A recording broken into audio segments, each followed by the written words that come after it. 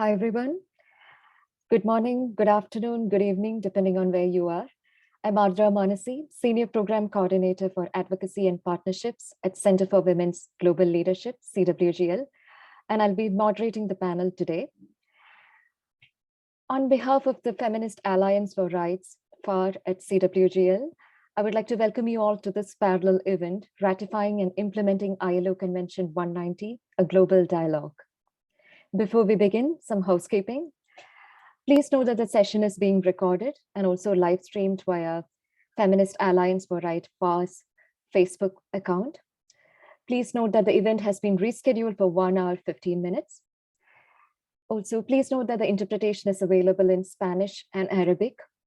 If your preferred language is English, please choose the English channel by clicking on the globe icon at the bottom of your screen. Also, if your preferred language is Arabic, please click on the Chinese channel as that will be live streamed via that channel. So if you really wanted to listen to the event in Arabic, please do switch to the Chinese channel. If you have any questions for the panelists, please leave them in the chat box or the Q&A section. We'll follow up with them later on. And lastly, we'll be sharing a few advocacy resources on ILO Convention 190, and this will be shared in the chat box. So please do watch out for those as well. ILO Convention 190 was adopted in 2019, and it is the first international treaty to address violence and harassment in the world of work. It presents an immense opportunity for both women's rights movements and labor rights movements to really hold governments and employers accountable, and also for civil society organizations to come together to develop joint strategies to address violence and harassment in the world of work. At CWGL, more institutionally, our work on ending gender-based violence in the world of work has been mainly carried out through two of the initiatives. One is Feminist Alliance for Rights FAR, and also Global 16 Days campaign, which is coordinated by CWGL. Before we begin, I would like to introduce a pre-recorded video that is shared by our FAR lead, who will introduce the work of FAR and talk about some of the ongoing projects. Corina, if you can just play the video from Alicia. To advance the rights of women. Greetings, everyone, and thank you so much for joining the Feminist Alliance for Rights, also known as FAR, for our parallel event at the Commission on the Status of Women, or CSW 66. We're really happy to have you here with us to talk about ILO's Convention 190 and Recommendation 206 and how we can use them in our work to advance the rights of women and end gender-based violence, with particular focus on the world of work. For those of you who are not as familiar with us yet, you are about to become very familiar with the Feminist Alliance for Rights, FAR. And I am Alicia Wallace. I am a part of the steering committee for FAR.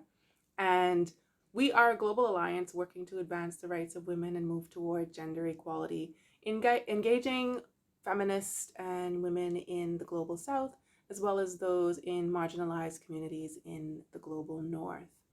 Our three primary areas of work right now are sexual and reproductive health and rights, climate justice, and labor.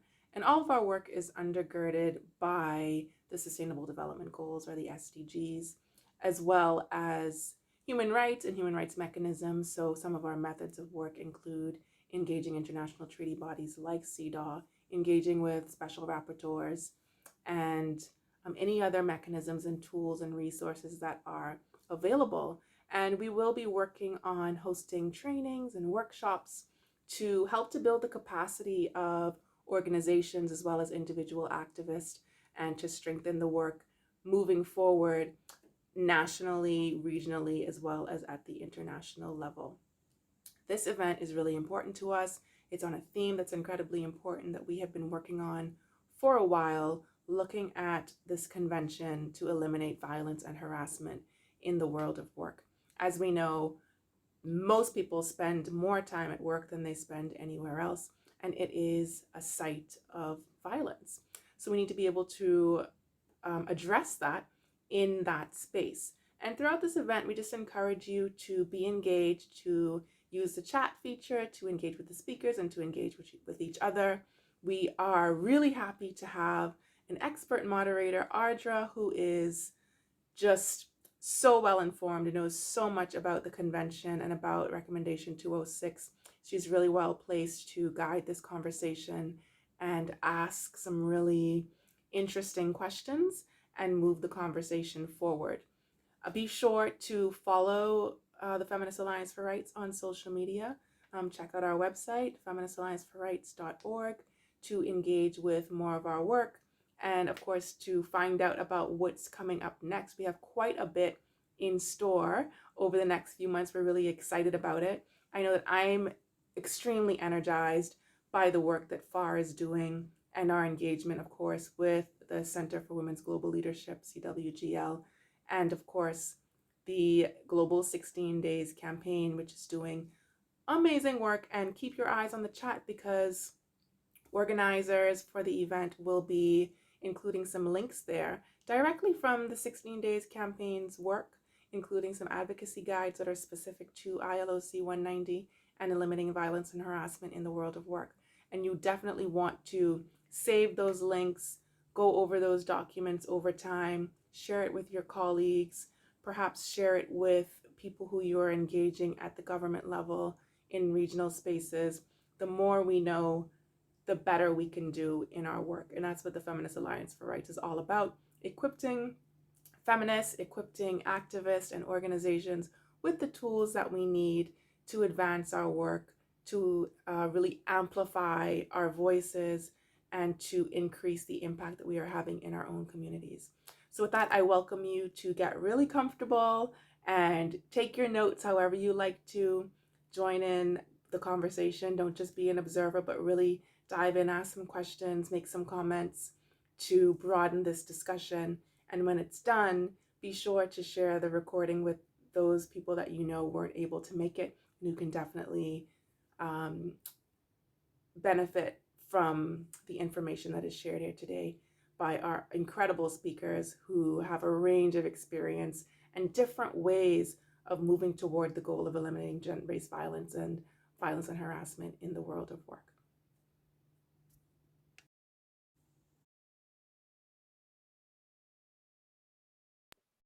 Thank you, Alicia. We do have a very distinguished panel, as Alicia was mentioning. So today, let's really explore how ILO Convention can be utilized by different constituencies, and also maybe explore some of the coalition building and also strategies that has been, really building on the ground from our speakers today. Before that, I'd like to walk you through some of the provisions of ILO Convention 190. I was told that we did receive this feedback from FAR members that they're really interested to know more about some of the provisions of C-190. So I'll be referring to the convention as C-190, hope that's fine. Learning more about the convention and trying to explore how some of these provisions can be utilized. For instance, in case you need to talk to an employer or to talk to a trade union, how do we actually make use of some of these resources as well? So I've just prepared a brief presentation and we can just walk through the slides, and after which we can just start a moderated discussion.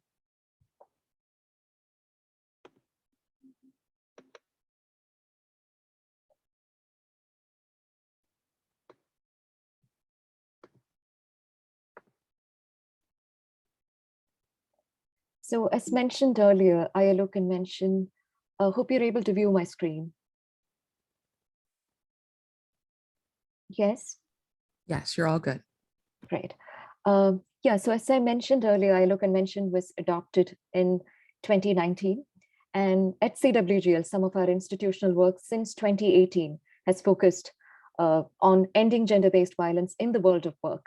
When we adopted a multi-year theme in 2018, which was NGBV in the world of work, and we continued the theme until 2021. Each year we had a specific focus, and we called on countries to ratify the convention as well. So Ratify ILO 190 was one of our hashtags used for the online campaign as well. In 2020, the Global 16 Days campaign specifically focused on informal women workers acutely impacted by COVID. And again, we called on governments to ratify the convention to ensure legal and social protections to them. So that's just briefly about our institutional work so far. Yeah, talking about the convention, it came into force in June 25, 2021.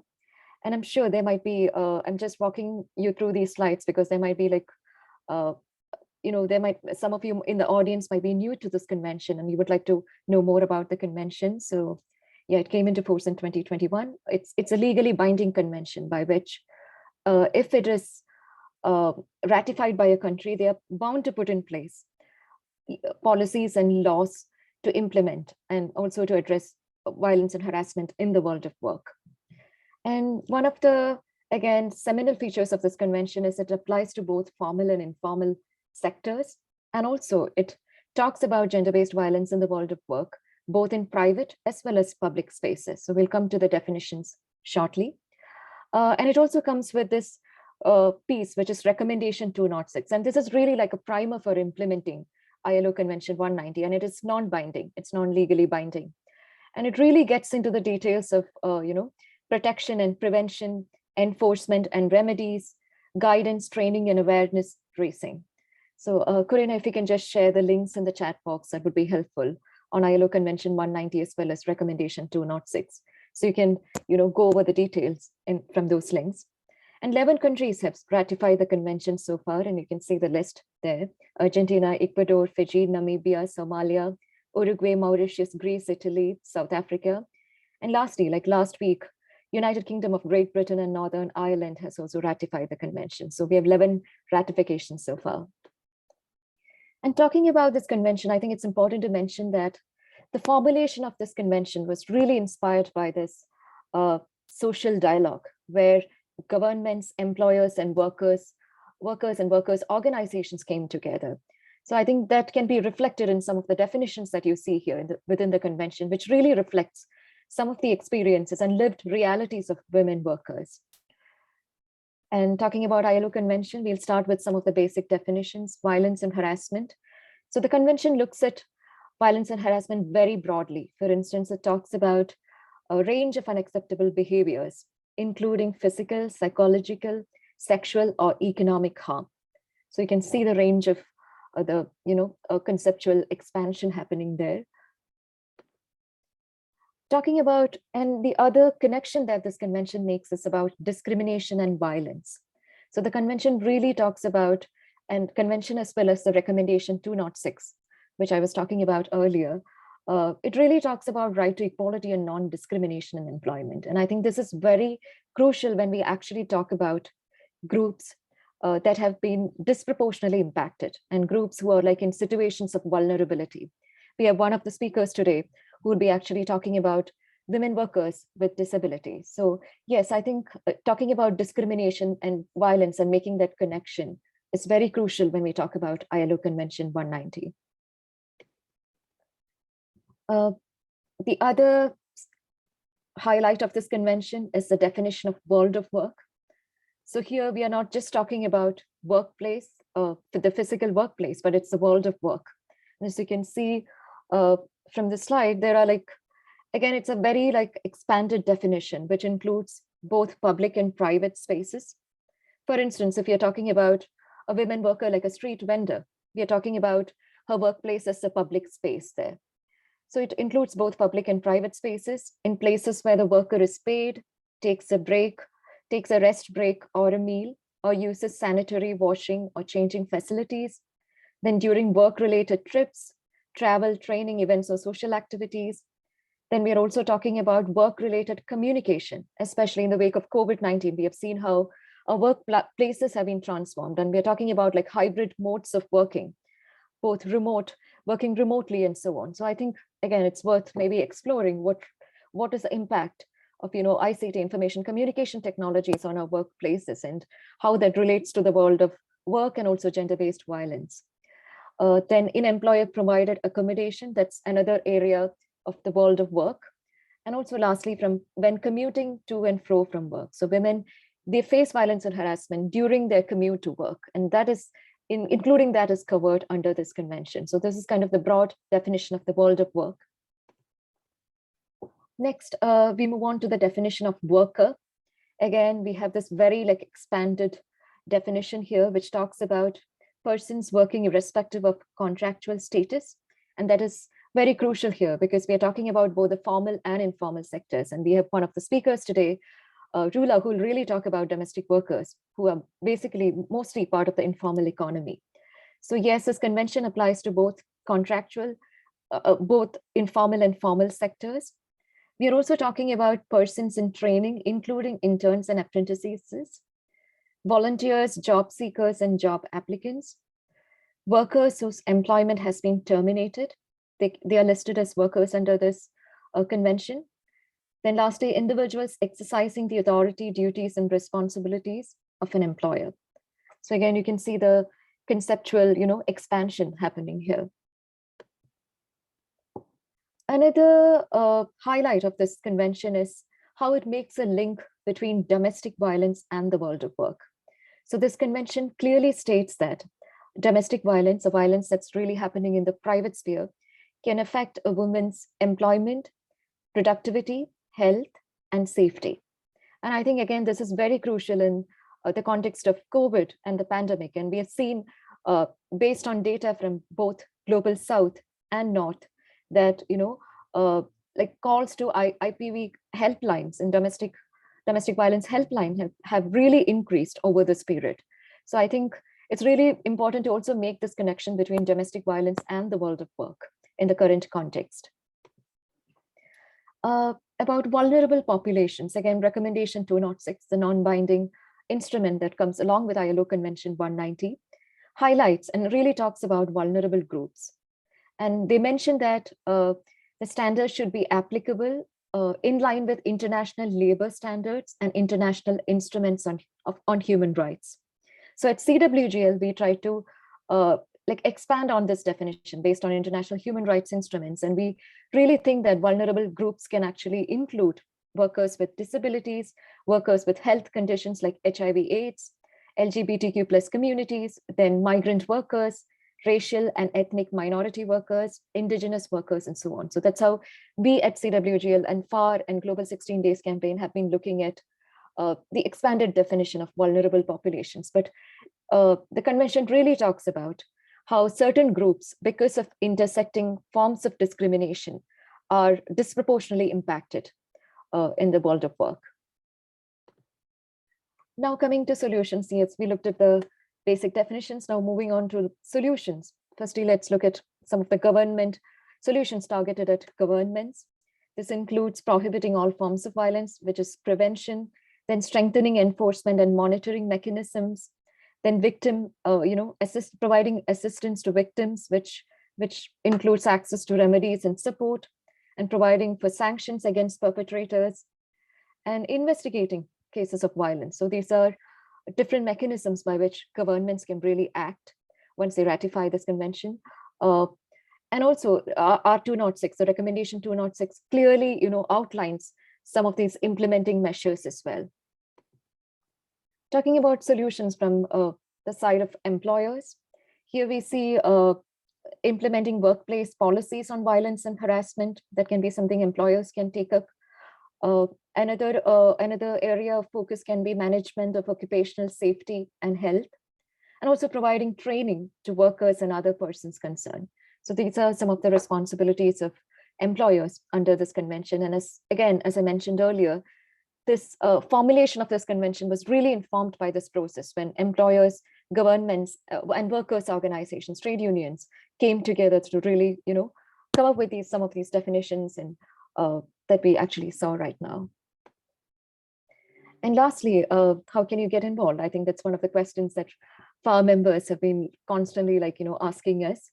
So yeah, one of the areas is using our advocacy resources. And as we mentioned earlier, Global 16 Days Campaign has focused on ending gender-based violence in the world of work from 2018 to 2021. So all the resources are available. So Karina, if you can please share the advocacy guides from 2019, which focuses on ILO Convention 190.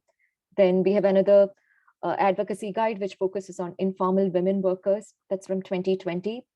And we have another guide from 2021, which really focuses on domestic violence and the world of work as well. So in case you want to use these resources to really engage with trade unions, governments, parliamentarians, journalists, or even UN human rights mechanisms, uh, please feel free to use these resources. You can adapt some of the sample letters and petitions that we have also provided within these resources. So Corina, if you can please share all these action items in the chat box, that would be helpful.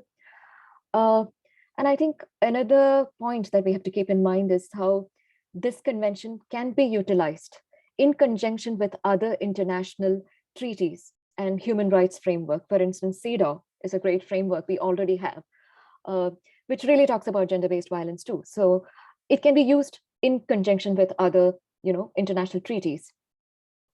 And lastly, I really want to make this point that yes, ultimately we want all countries to ratify this convention, and some of the campaigns that we've been working on, and we'll hear from our speakers too soon, has been focused on the ratification.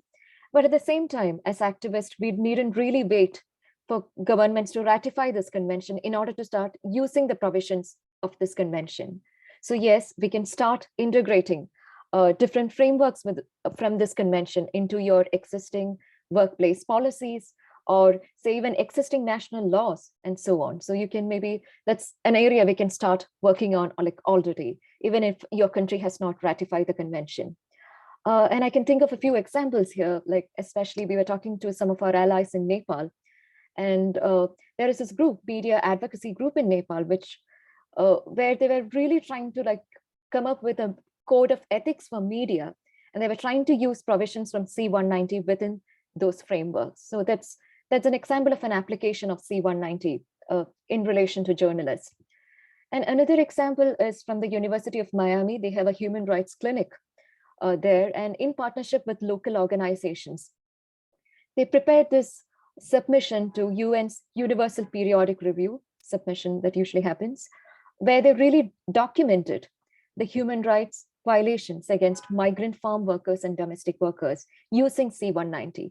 So yeah, these are just few examples where, we can already start using, or you can start using the frameworks and the definitions that we saw earlier.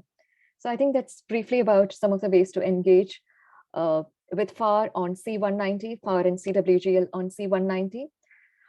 Hope this was helpful. And if you have any additional questions, please do share them in the chat box and we can get to them shortly.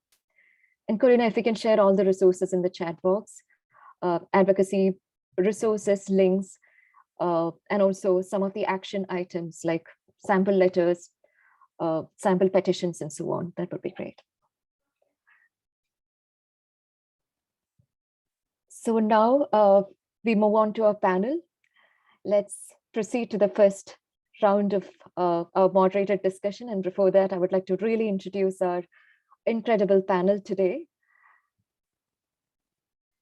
We have with us Rula Segayer. She's a strategic program coordinator at the International Domestic Workers Federation, which is a federation representing almost 600,000 domestic workers around the world. Rula is trained in political science, transitional justice, and human rights, with over 10 years of experience in community organizing in migrant, transnational, and feminist context. Welcome to the panel, Rula. We also have with us Anastasia Holubov. Anastasia is a senior legal advisor at Women Enabled International, where she conducts research, drafts publications, and implements inclusive programming, addressing the intersection of disability rights and gender rights. Anastasia was a primary author of the joint publication between UNFPA and Women Enabled International, which was titled Women and Young People with Disabilities, Guidelines for Providing Rights-Based and Gender-Responsive Services to Address GBV and SRHR. And it is available in 6 languages and accessible formats. Since the publication, Anastasia has been involved in implementation of projects which mainly focused on disability inclusion, and also conducting workshops and providing technical guidance to various country-based projects. Welcome to the panel, Anastasia. Thank you for joining us today. And our third speaker is Roshana Pradhan. Roshana is a lawyer with expertise in human rights and gender justice. She's currently working as a program coordinator at the Forum for Women, Law and Development, FWLD, who's also a FAR member. And she has been actively involved with advocacy and reforms in laws and policies. And she's also involved in litigation pertaining to issues of women's rights in Nepal. She's a Harpswell Fellow alumni of the ASEAN Program on Women Leadership and is also a member of the Feminist Alliance for Rights. Welcome to the panel, Roshana. Thank you for joining us today. So thanks to the panelists, let's move on to our first round of moderated discussion. And maybe Rula, I'll start with you.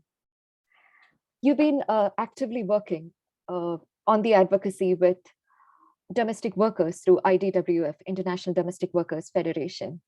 And almost we're talking about an estimated 67 million people in the world who are domestic workers, out of which 80% are women. So we're highly talking about a highly feminized sector here. What are some of the unique challenges faced by domestic workers, especially in the context of COVID? And we're talking about a scenario where they lack legal and social protections too.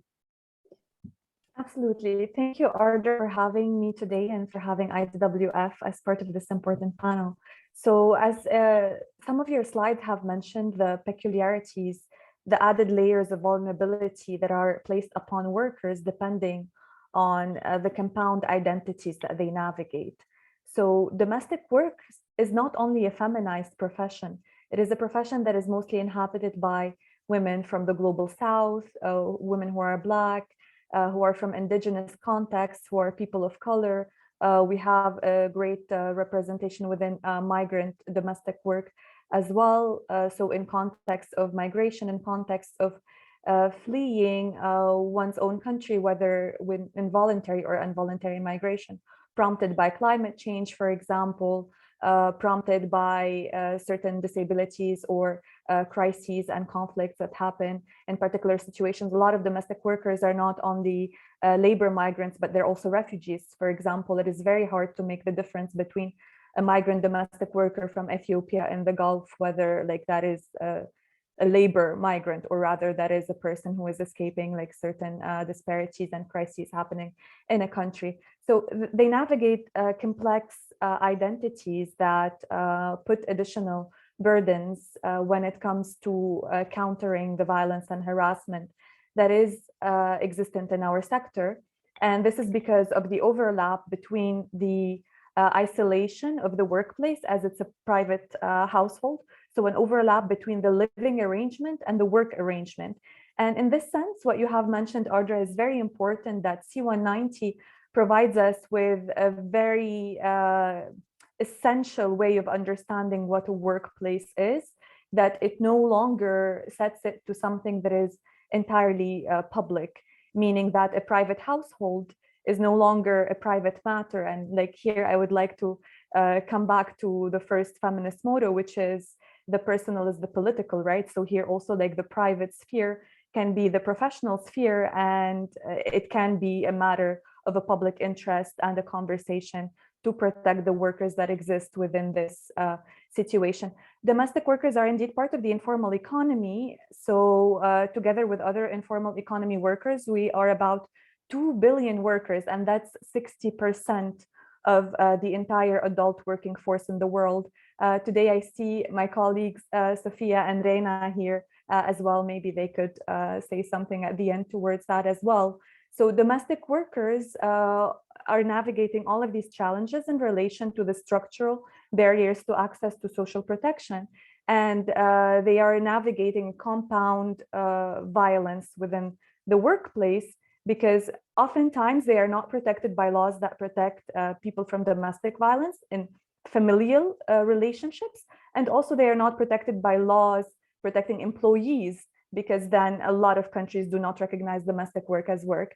And with the pandemic, with massive job losses, with an increase of discrimination, such as anti-Asian discrimination, for example, with massive wage theft, with the disposition of a lot of workers that are stuck in borderlands, trying to go back home, all of this becoming more and more dire and important. And it's just showing us that all of the demands that domestic worker movements have raised historically in terms of their rights, access to social protection and justice, and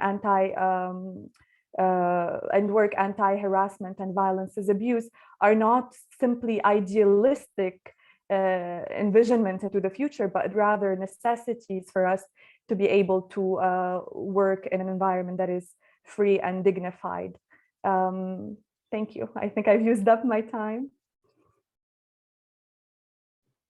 Thank you so much, Rola, especially for shedding light on the complex identities that you were talking about. And I think when we're looking at domestic workers, we really need to look at these intersecting forms. And we're also talking about migrant domestic workers who in some countries, like in some of the Gulf countries, they're legally tied to their employer's visa through systems like kafala system.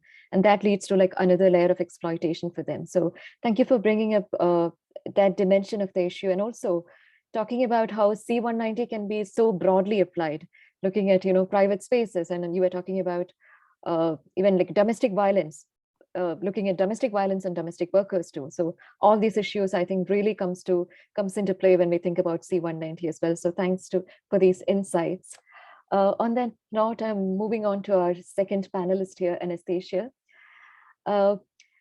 Anastasia, you've been working with Women Enabled International on the advocacy around, and championing the rights of women with disabilities, women and girls with disabilities.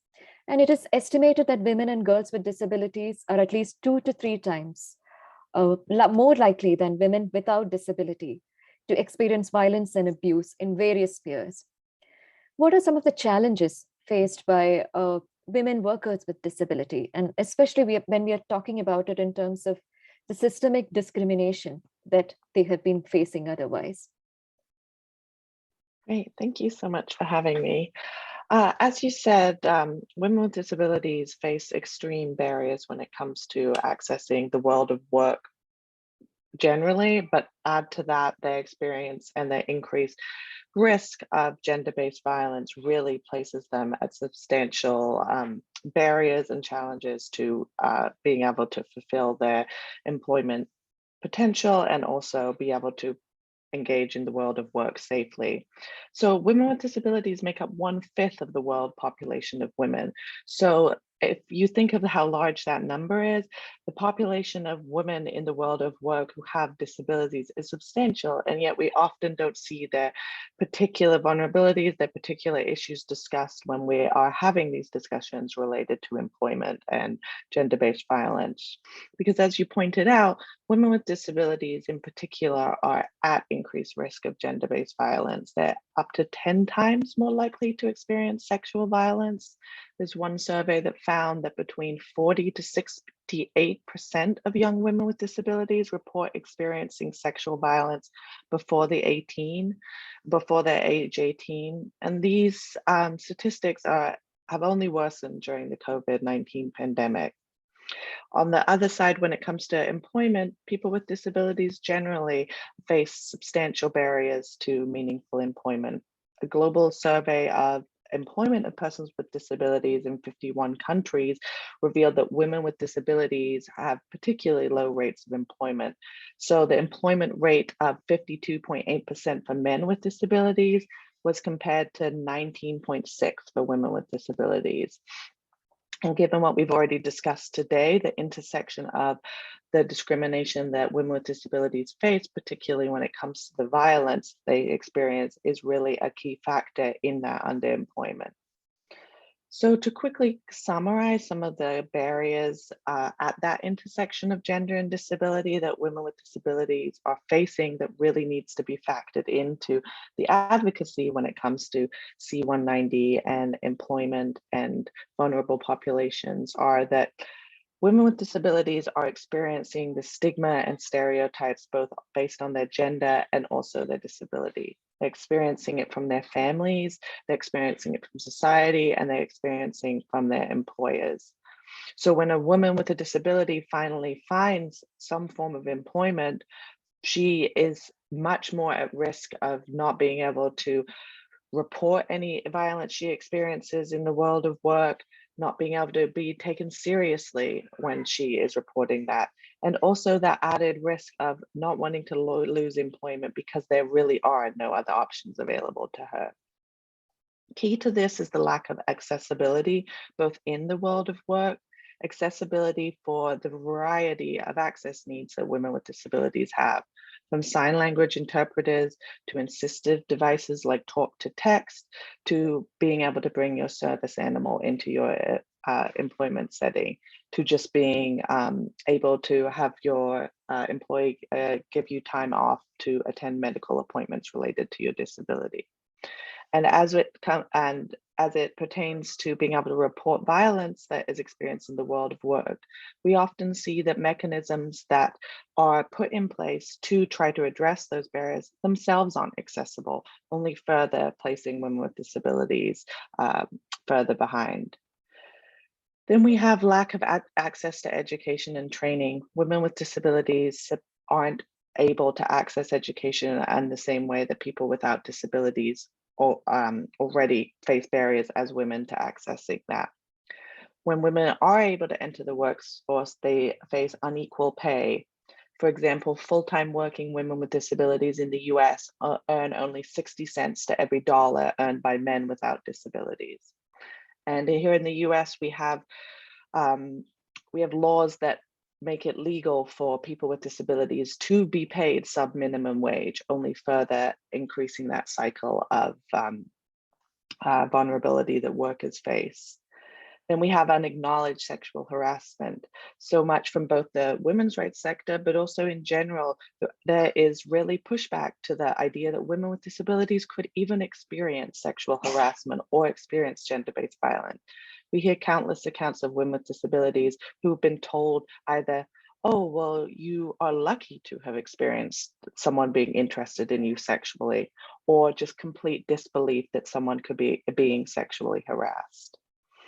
And as I mentioned, there's also inaccessible avenues of redress if someone is experiencing that. So those are just a few barriers I wanted to highlight as we're thinking through what it means to really address Article 6 of C-190, of what that means to have that vulnerable population of women with disabilities, and recognizing the nuance that is part of that intersection of gender and disability for women with disabilities in the world of work. Thank you so much, Anastasia, for your insights. And again, talking about systemic barriers and bringing access into this conversation as well. I think that's very crucial. And maybe that's why we need to bridge movements and talk about coalition building as well when it comes to having more intersectional approaches on gender and disability as well. So on that note, I'm moving on to our third panelist today, Roshana. Roshana, you've been working with FWLD, Forum for Women, Law and Development in Nepal. And FWLD is also a FAR member. And it very successfully launched this national coalition in March 2021, a national coalition to call on the government of Nepal to ratify ILO Convention 190. And since then, you've been also working with different groups, civil society, parliamentarians, journalists, and so on. So I'm just curious to hear about what really motivated FWLD as a legal organization to really focus on ILO Convention 190 and also to really form this coalition. And the coalition, just for the audience, it was launched in partnership with the Global 16 Days campaign at Center for Women's Global Leadership, and also FAR has been working on that currently. So yeah, I just wanted to hear about the motivation for FWLD to launch this coalition, and also what does that mean for the women workers in Nepal? And we're talking about majority of informal women workers as well. Over to you. Hello, everyone. Thank you, ADRA and CWGL, for providing the opportunity to speak about our journey towards advocacy for ratification of ILO C-190. Talking about the motivation of FWLD. FWLD has always been working to protect and promote women's rights for a long time, and has also advocated for change in discriminatory laws such as criminalizing marital rape, equal property rights, and equal citizenship rights in Nepal. And owing to the stereotypical mindset, work ethics, and work practice in Nepal, we realized that we need to strongly advocate for work with dignity and respect, free from any kind of violence and harassment. Hence, FWLD prioritized to form a national coalition and started campaigning for ratification of C-190 by Nepal. As the international convention that are ratified are as good as domestic laws in Nepal, we will be able to demand for the implementation of the provision of the convention to ensure that the workplace for both formal and informal workers are free from any kind of violence and harassment. And also we can have a legal remedy in case if any kind of violence and harassment is there if the convention is ratified by Nepal. And also it is important for workers in Nepal, as ratifying the convention would bring all kind of workers into its radar, that is formal and informal. And according to ILO, 77% of the female workforce is in Nepal is engaged in agriculture, and in urban areas the majority of women are employed in informal sector. Also, as per the ILO, in terms of gender distribution in informal jobs, 97.5% women are in informal jobs. Hence, we can see that the women's labor force participation is high, but formal protection against abuse is low.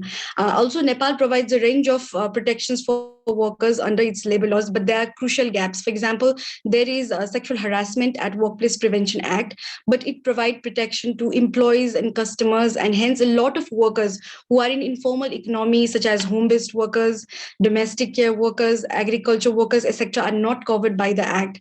And majority of the workers in these sectors are women, and there are no proper data to it as well.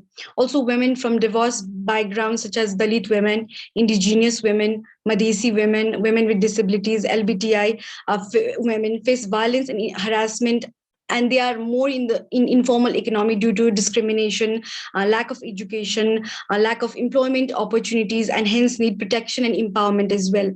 Also, the regulation of the act, the Sexual Harassment at Workplace Prevention Act, has not been formulated. So hence ratifying the convention will also urge the government to strengthen the effective implementation of the current law and to introduce any other necessary laws and policies to address the violence and harassment in the world of work. Also, since the lockdown due to COVID-19 in Nepal, we have been providing free legal helpline service to beneficiaries, and the majority of the cases that we have received are of gender-based violence, domestic violence, and hence, since 190 also recognizes that domestic violence affects employment, productivity, health, and safety, the ratification of ILO 190 by Nepal is very important. And also, since FWLD had also successfully campaigned for the ratification of the CEDAW optional protocol and recently for the ratification of the Palermo protocol as well, we are very positive that the coalition and the campaign will help push the government for the ratification of the C-190 and also for the practical realization of it. Thank you so much, Roshana, for walking us through the work of the National Coalition. And I think something that you brought up is, especially regarding how you were using this ratification campaign for calling on like better implementation of existing laws. I think that was really striking. So yes, that might be like one of the other ways to start using this convention, to really like calling on, for the better implementation of existing laws and legal frameworks and other instruments in conjunction with other national instruments. So that was very striking. And I really hope other campaigns and, at the local, regional, national level will be inspired by the work of FWLD here. So in the first round, we have mainly listened to our speakers talk about the challenges faced by different sectors, different constituencies. And also, we have also heard a few snippets on coalition building as well. So in the second round, let's hear more about some of the actions and solutions and how specifically ILO Convention 190 can be used to address some of the challenges that we just heard about. So circling back to you, Rula, based on your work with IWDF, International Domestic Workers Federation, sorry about it, and which has affiliates in more than 60 plus countries, what are some of the ways in which ILO Convention can be utilized to advocate for the rights of domestic workers, along with other, rights-based frameworks? For instance, we have the Domestic Worker Convention, C-189, ILO Convention 189. So how can we utilize the convention? And also based on what you have seen, are they like really interesting, promising practices based on coalition building and also strategies that's really happening on the ground? There is so much happening on the ground. And speaking of which, I would like to congratulate us and Mexico for ratifying C190 yesterday. So this makes 12 countries that have ratified C19 as of C190 as of yesterday. Domestic workers are using the convention C190 and C189 to create sister narratives. So on a narrative or discourse level, this is one of the primary things that are very interesting in our sector, meaning that they're using the strength of each convention to weave a strategy for liberation within the sector. So while C190 is not sector specific, this is one of its strengths. This means it is relevant to every sector. This means that there's a lot of room for coalition building. There's a lot of room to come together with feminist and women-led organizations. There's a lot of room to navigate this with trade unions, with other rights-based groups on all of these intersectional points that we have mentioned and are talking about today. But it also means that it might be more difficult to ratify, because when you have a policymaker ratifying that, that would impact their immediate life. Whereas, for example, if you have a convention that is specific to one sector, that affects the one sector. So in a certain manner, like there is more leverage for us as to come together and work collectively, but also there might be some pushbacks that we do not experience in sectoral conventions when we are trying to advocate for them. And C189 is important, and to the extent that it is the domestic worker convention that was pushed by our constituencies and domestic workers all over the world to say that domestic work is work. So we need the recognition of that employment. And this is something that C189 does, and C190 does as well, by virtue of the broad definition that it uses for the world of work and for recognizing the different spaces in which employment relationships exist. So domestic workers are using this for education, the capacity building of their own unionizing. They're also leading efforts in negotiations with the governments. Some examples, for instance, in Argentina, there is a tripartite committee that has been formed by unions and the government and employers to discuss sexual harassment. We have also unions that are working on the ground in contexts where either ratification is improbable for various structural barriers or is not as soon as we would like it to happen.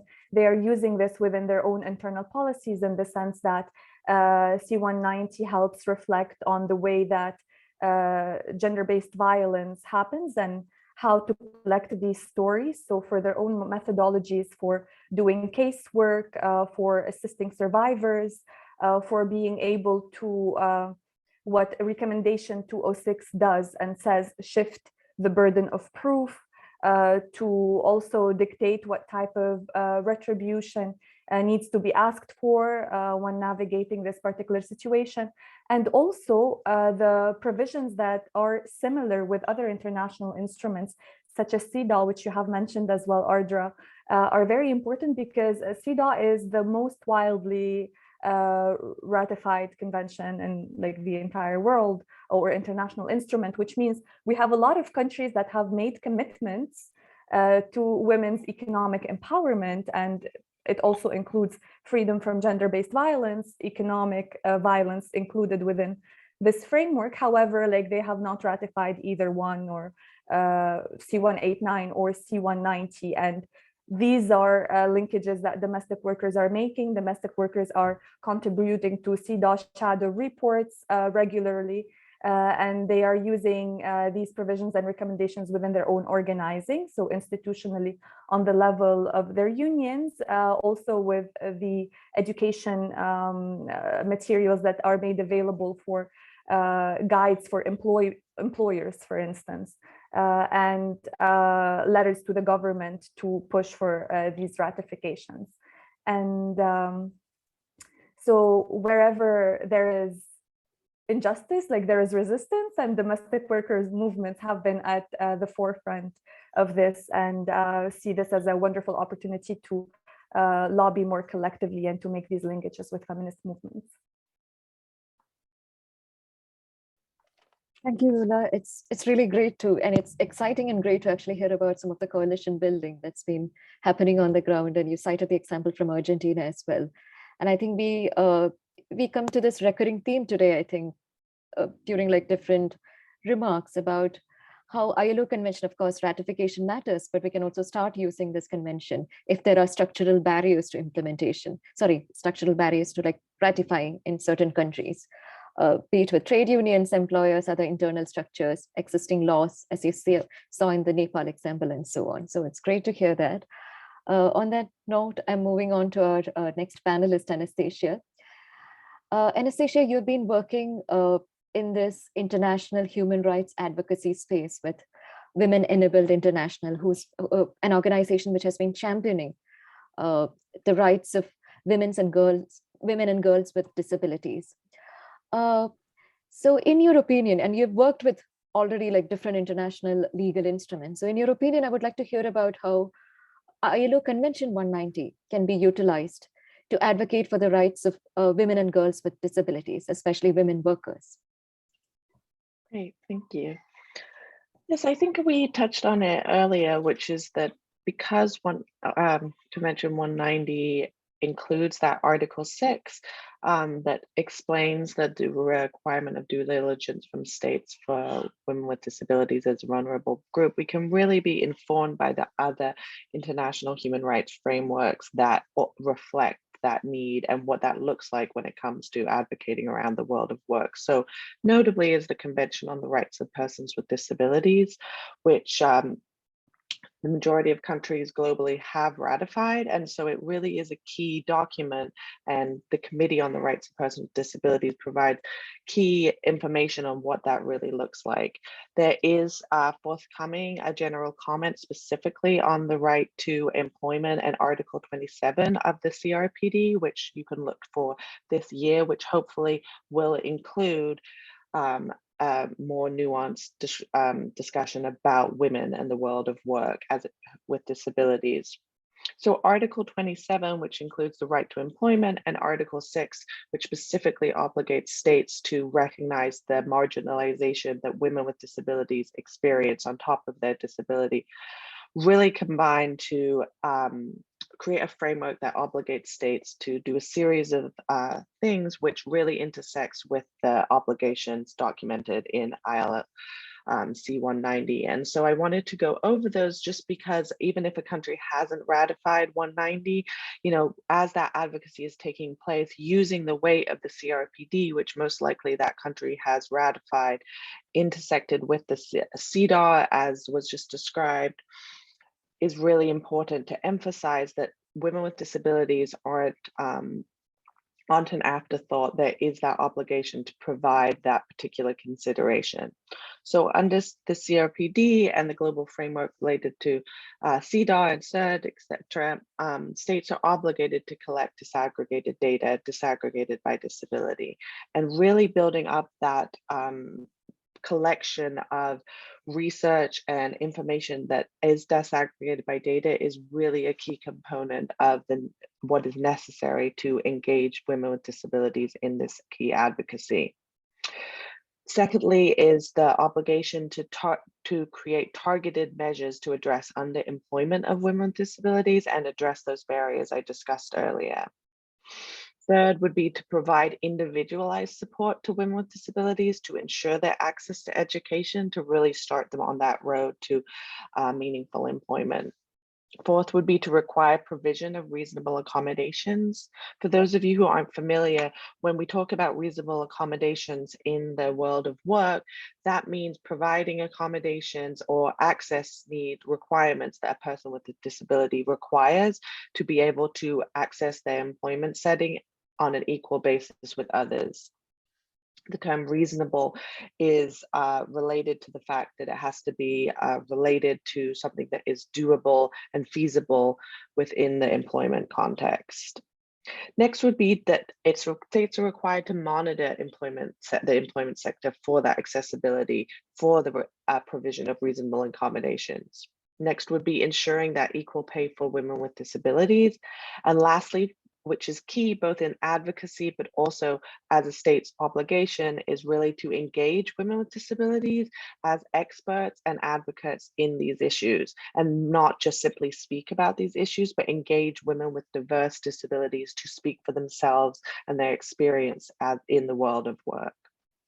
So I wanted to end on that point, and happy to speak to it further, but as you pointed out, Audra, this keeps coming up is really the need for that intersectional advocacy. And that's really been highlighted back in even 2003 by the International Labour Organization of the employment initiatives developed for people with disabilities do not target women with disabilities.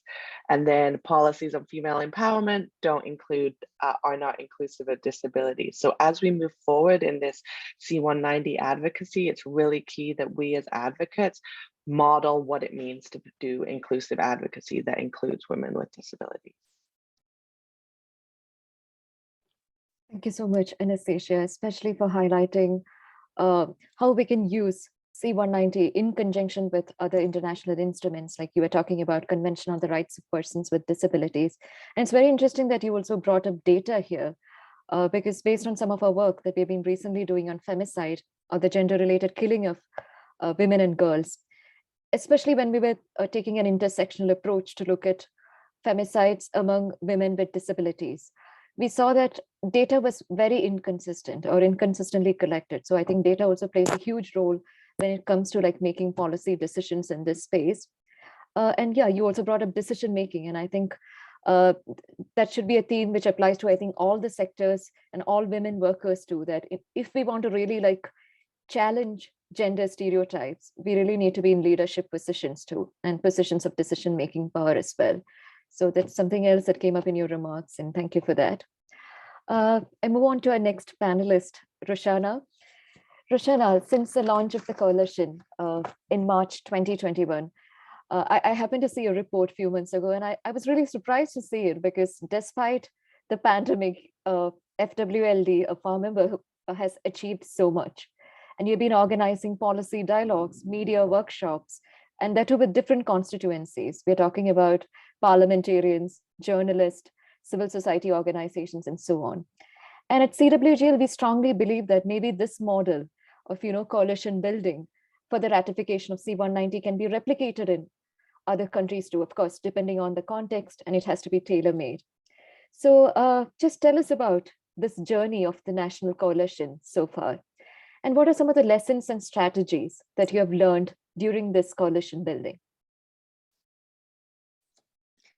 Thank you, Adra. Regarding the coalition, we had a very initial brainstorming meeting on December 2020, which gathered few like-minded women rights organizations. And then we discussed that a coalition is necessary to advocate for the ratification of C190. However, due to COVID-19, we all were forced to halt our activities. But as you said, we have been conducting advocacy whenever possible, despite of the pandemic. And since it takes years advocating for the ratification, a united front is necessary, and hence we decided to form a national coalition. The first national coalition meeting was called a year ago, on 9 March 2021, the day the campaign was launched, along with on the occasion of International Women's Day. And we invited a range of stakeholders such as women rights organizations, labor rights organizations, trade unions, associations such as Women Journalists Associations, LGBTI right organizations, disability right organizations, and there was also presence of National Women Commission and ILO, who are observers of the coalitions rather than directly participating in the national coalition. And the meeting was very fruitful in getting idea about where we stand and the other organizations' viewpoint on the ratification of ILO 190 and their interest as well. We tried to involve every concerned stakeholder in it, and also get information of any stakeholder that we missed in that coalition meeting as well. And also in the initial formation meeting, we decided to form a steering committee of 5 to 7 members, which will work as a core group for functioning of the coalition. And we also decided to make a public announcement to call for participation of interested stakeholders in the coalition. And then we had coalition meetings to discuss on strategies of the coalition as well. So the first coalition meeting also discussed that we should concentrate our work more on awareness awareness raising right now, because as there's lack of information and knowledge on the issue, and also we need to simultaneously work with government and concerned stakeholders for ratifying the convention. Hence, for the first year, we plan awareness raising activities, like developing infographics, video, virtual dialogue programs, workshops with civil society, government, parliamentarians, media, and then we decided to continue on the campaign based on the success and developments of these all activities. So during the first year, despite of the COVID-19, we were able to conduct almost all of the planned activities, and we were able to bring the issue in the mainstream, in highlight. And recently, I would like to also notify you that we conducted an advocacy meeting with the Federal Parliamentarian Committee on Law, Justice and Human Rights. And the committee, after the discussion, the committee sent a letter to the Ministry of Environment and Social Security of Nepal, which then decided to form a task force to study about the feasibility of the ratifying of the convention, its obligation, and its implementation strategy after its ratification. Hence, I think this is a big achievement, as the government is now concerned about the issue and is providing its attention towards the issue. What happened was that, like, we were focusing with civil society organizations, government, media, yes, but the government was not on board. But now, after, like, it has built a task force, now it's on board. So there's another process of ratifying the convention. This is the first step of the ratifying of the convention by the government.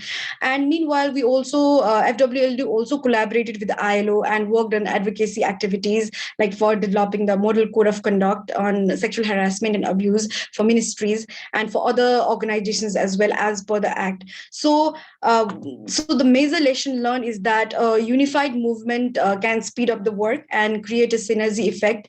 As we can see, a national coalition, C190 action group that has been formed by ILO, has also been crucial in raising the issue and bringing it in the limelight. Also, what we felt is that we need to bring employers in the forefront to make them understand that ratifying this convention is beneficial to them as well, and is not only a liability that they need to bear. Because what we felt is that the employers are a bit hesitant in discussing about the ratification of the convention, and they are fearing as well. But we need to make them understand that. So as the COVID-19 have it had every sector, every communities, and people, we have found that women are the ones who have been disproportionately affected by it. Many have lost their jobs permanently, have become victims of violence, and hence we need to create safe space for them to regain their strength and get empowered and independent again. And I think advocating for a workplace free from violence and harassment is a must in current scenario. Thank you. Thank you, Roshana. It's very exciting to hear about the current updates, including the engagement with the ministry. And I think it's also exciting to see how different ministries are coming together, right, on the work on C190. So we can't really think about gender-based violence in the world of work in like a compartmentalized manner. So it is a labor rights issue, it's a women's rights issue. So different ministries and governments coming together. It's very interesting to like hear about some of the coalition building that has been going on and some of the constituencies that you have engaged with as well. So thanks for sharing those lessons. And I'm sure it will be inspiring for like other campaigns and movements. I'm sure activists have joined us today. So with this, we conclude our second round of moderated discussion. And since this is a dialogue, I thought, we should just step out from this very structured panel mode and go into more of an informal conversation as well. And I really want to like open up the space to our three speakers here, who can maybe like ask questions to each other and follow up on each other's work, because you're really like, you're like incredible activists working in like different spaces, different constituencies. So yes, I would like to open up the space for the speakers right now. I did have a couple of questions, but yeah, let me just first open it to the speakers. Roshana, Rula, Anastasia, any questions to each other?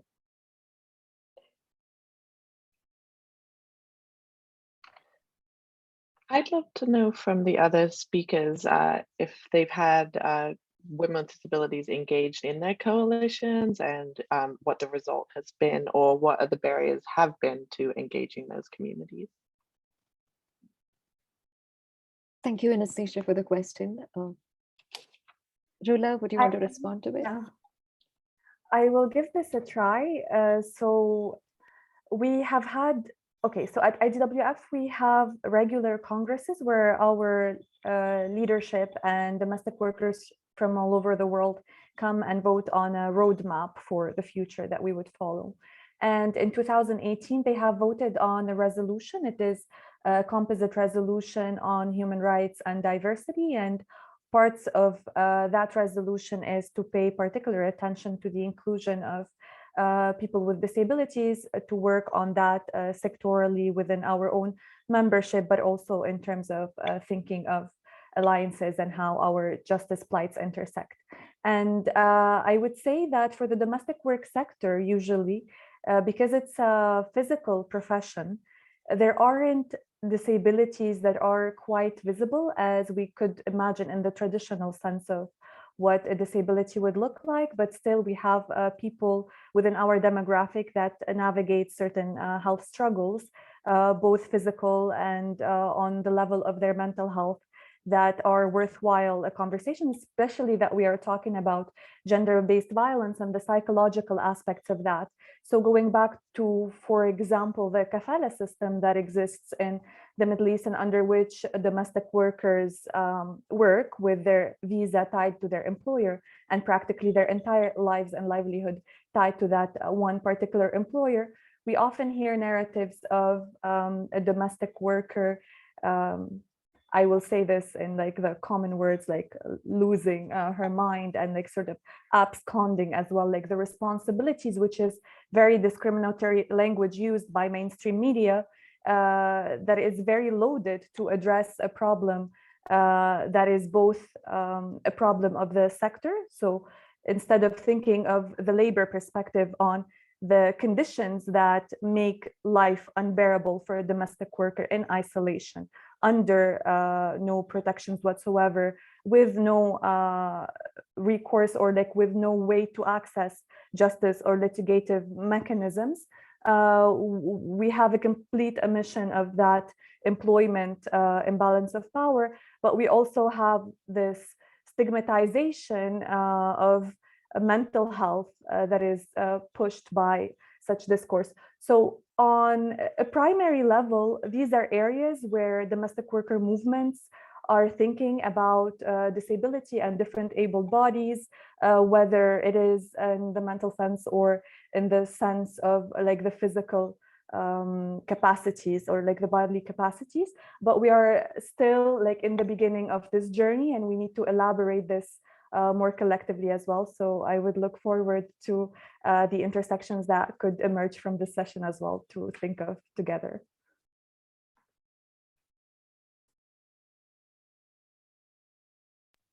Great, thanks, Rola. Roshana, would you want to respond to that as well? How FWLD, in case, is working with women with disabilities? Thank you. We have been heavily working with organizations that are working for women with disabilities, although we do not directly work for it because there are other organizations. But like, I would like to give some examples. Like when we were preparing for the shadow report on the shadow report on periodic report on CEDAW, we also discussed and we also collaborated with organizations that were working for women with disabilities. And also while we were preparing civil society report for Basing Platform for Action, we were working with these organizations.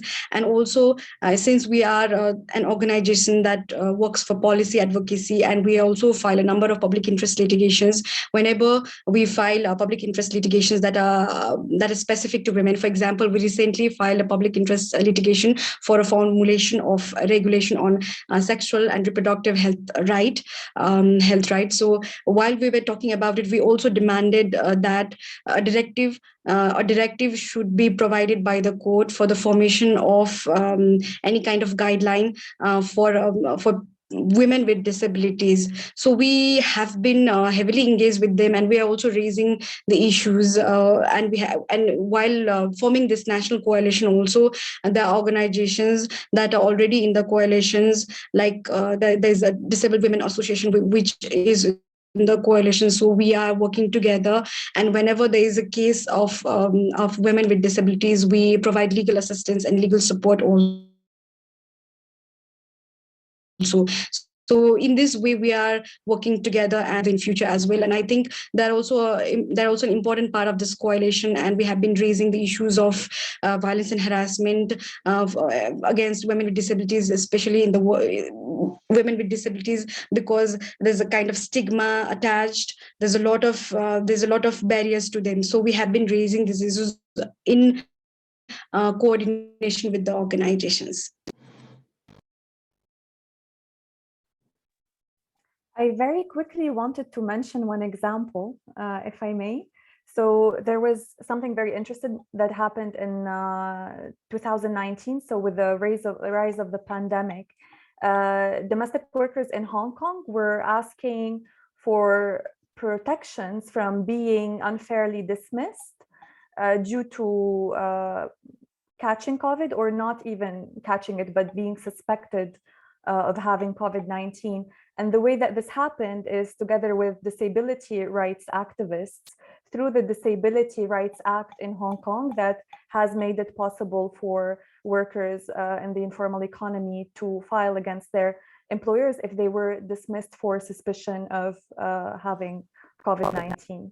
And I think this is a good practice that we can think about how to replicate in different contexts.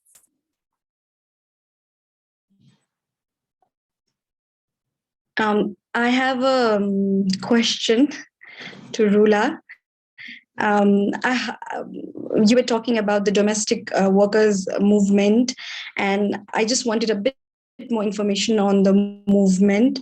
Also wanted to know, I know IDWF is already supporting the movement, but are there any other organizations that you are collaborating with for the movement or for any other activities?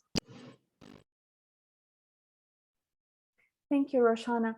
The domestic workers movement, or maybe movements, go back hundreds of years in certain regions. So for example, in Latin America and the Caribbean, they're very tightly knit with indigenous justice movements and anti-racist movements.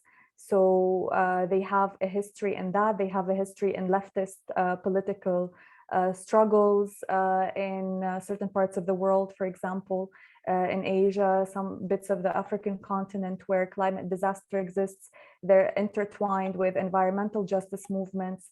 They are intertwined, as in the example that I've mentioned, with disability justice movements. So they exist in various shapes and forms, and we try and have the domestic workers membership, because IDWF is a membership-based organization, lead the vision of the organization. And we try to amplify the voice of domestic workers in these international platforms that we're part of. So this is where the movement exists. And today we number over 600,000 domestic workers, but domestic workers all over the world are 67 million. So we have a long road to go in order to be able to contribute to the mobilizing, unionizing, and organizing of domestic workers. In some parts of the world, unionizing is simply banned and forbidden and like not possible for our sector. So that is an additional challenge to be able to have a collective unionized voice on an international level. But we do have partners in crime. We have very robust organizations, sister organizations and allies that we work with, notably organizations from the trade union movements. So ITUC, IUF, various trade union confederations and global unions. Also, we are part of a larger networks of workers of the informal economy that brings together street vendors, that brings together also recyclers, so the global recyclers movement, waste pickers, and home workers. And this is where we can push for a greater recognition for the informal economy sector, which is not only informal in the level of policy, so like the level of ratification, but sometimes even when conventions are ratified or even when legal frameworks exist where they are not implemented, it is a cause for the informality of the sector as well. And we are also working collectively, like based on these like thematic areas with various other partners, as you could imagine. So I would not be able to list all of them, but we do believe in the fact that the struggle is intersectional, and this is why coalition building is of utmost importance.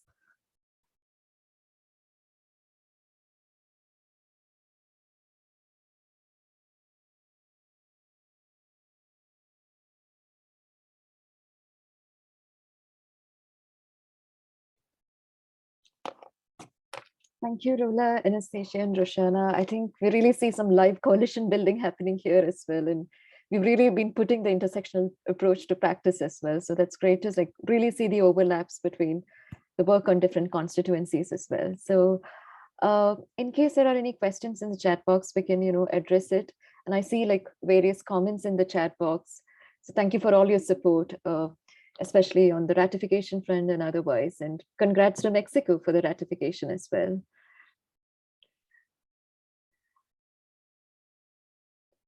Please do let us know in case you have any questions. Meanwhile, there is one from Rodolphe. It says, it is true that the ratification of ILO Convention 190 is very important. Trade unions, particularly domestic worker unions, should be invited to activate the mechanisms for monitoring standards. So I guess that is a commentary on the monitoring of like the watchdog mechanism of how do we make sure that our governments are fulfilling the obligations that they are signing up to do. Maybe my fellow speakers can respond in their respective fields. I'll read out the question again. Thanks, Rula, for pointing that out. From Rudolph, it's true that the ratification of ILO Convention 190 is very important. Trade unions, particularly domestic workers unions, should be invited to activate the mechanisms for monitoring standard conventions through comments on unratified conventions. And I think it's a comment.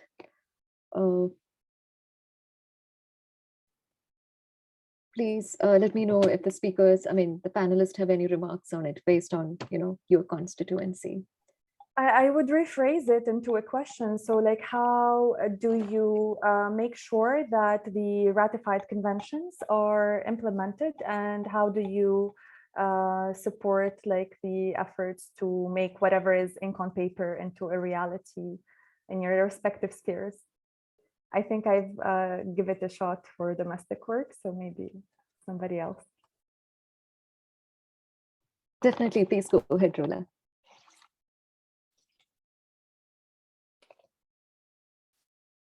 Rula, can you hear me? Please go ahead in case you want to respond to that. Oh yes, no, I meant Roshana or Anastasia.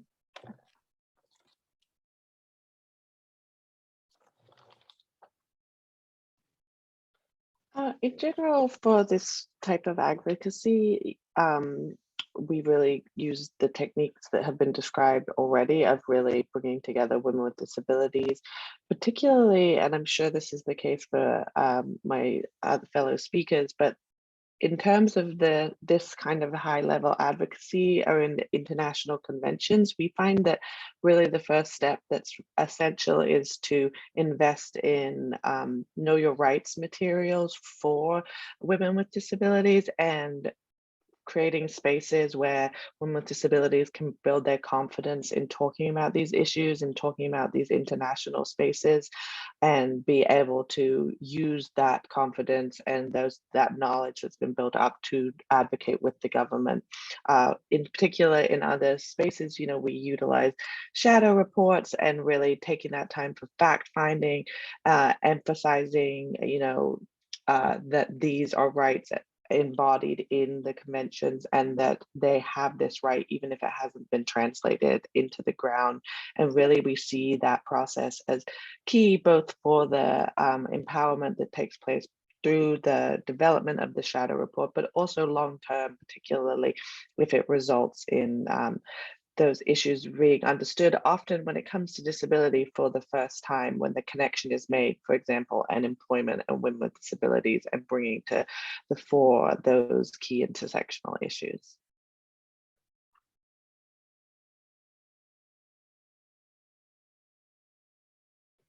Thank you, Anastasia. Prashana, did you want to add something to it? Um, I think that's a comment, but talking about domestic workers unions and trade unions and inviting them for monitoring standards conventions, I think through comments and unratified conventions, that is the comment. And I think they have, in context of Nepal, trade unions are very active, and they have been actively, in context of ratifying the ILO Convention 1, they have been actively conducting advocacies also. I would also like to share an experience. While forming the national coalition also, we were collaborating with the trade coalition formation meeting as well. But later on, they decided that they will be individually, like they will be advocating for the ratification of 190 by themselves, and not by including, not by getting into any other coalition. So we respected their decisions, and they are in the C190 action groups, and they are also heavily advocating for the C190 advocacy paths. And yes, I think they needs to be they are a kind of they are also kind of activists, and they can also work, and they can also advocate for the ratification of the C190 or any other conventions that are related to them. In case of Nepal, we have ratified almost most of the international human rights conventions, and we had just have very few conventions that are not ratified. In case of Nepal, like domestic worker convention, that is not ratified, and the trade unions are working for the ratification of the domestic workers convention C189 as well, and they are also working for the ratification of the C190 as well. So they are also, in context of Nepal, they are very active, and they are very knowledgeable about the issues as well, and the legal laws, policies, and the obligations that come within the ratification of the conventions.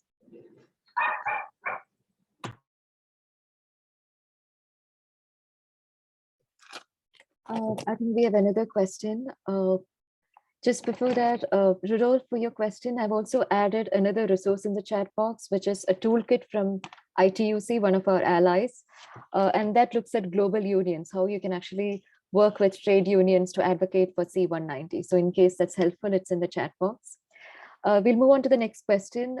Please, can we have an example of an international coalition? In case any of you want to answer that. From Victorine.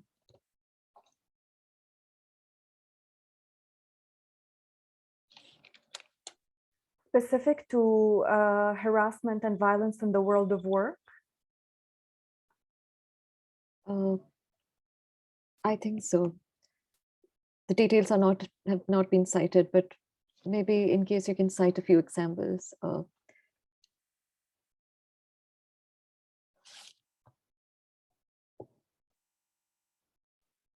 Well, for example, IDWF is part of a coalition with other organizations focused on Asia, thinking of a caring economy for Asia. The framework is to invest in care as care providers, but also people who should receive care as largely feminized sectors. So this includes women organizations, and this includes labor organizations. Many have a particular angle for tackling the struggles that we are facing. For instance, we have a Dalit women's rights group involved. We have workers' rights groups involved. We have feminist women's-based organizations as well, membership-based organizations. This is to speak from inside the care perspective, as domestic workers are part of the larger care economy. Specifically on gender-based violence, I'd say that IDWF is working in collaborations with multiple organizations, but no coalition, official coalition has been formed. Tomorrow there is a CSW event where a coalition would be announced. It's called We Prosper. It's also a coalition on care work. So that is something we are involved in as well. And this one is global.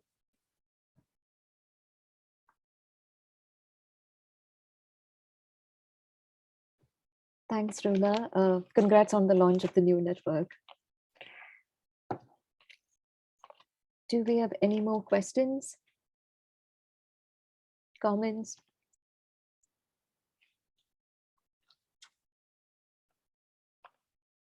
Karina, do we have any more questions?